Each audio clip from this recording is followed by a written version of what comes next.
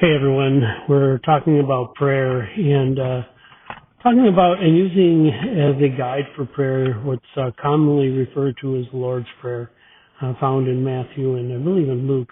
We're going to be looking mostly at the one from Matthew. One of the things I want you to realize, two things actually. First of all, the Lord's Prayer, as it's usually said in most churches, if your tradition calls for the Lord's Prayer, is not the one that is in the Bible. So it's going to be a little bit different. Not there's any big changes, but it's going to be different. Second thing to remember is that the Lord's Prayer is not what we're supposed to pray. It is a pattern for how to pray.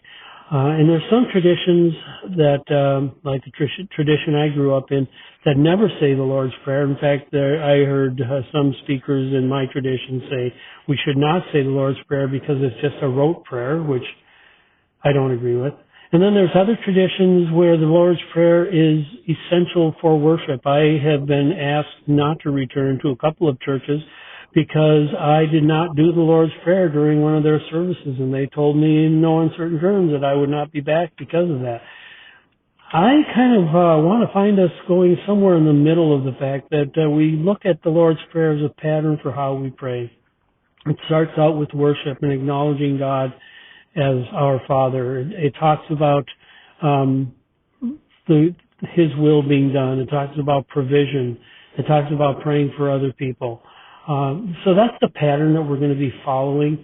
And so I hope that you'll enjoy that. One of the things that I think about with that is the first two words of that is our Father. And for some of us, I was blessed. I was blessed with a good, godly father. He wasn't perfect by any means, but he was there for me.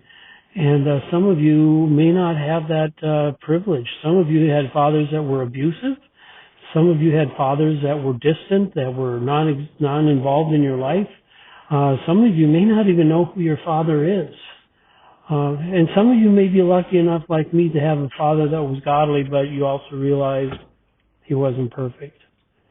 But when Jesus talks about our Father, he says our Father. And Isaiah says he's an everlasting Father, which means that he understands us through each aspect of our lives. Think about that. I'm a dad. I understood my children a lot more when they were little than when they started to become teenagers. Maybe you're like that too. But our Father understands us at each aspect of our lives. And so that first part of the Lord's Prayer is worship, of saying, our Father, my dad is in heaven. We'll talk more about that tomorrow. But thanks for listening. Share this with someone else as we dive into the amazing topic of prayer. Thanks for listening. We'll talk to you next time.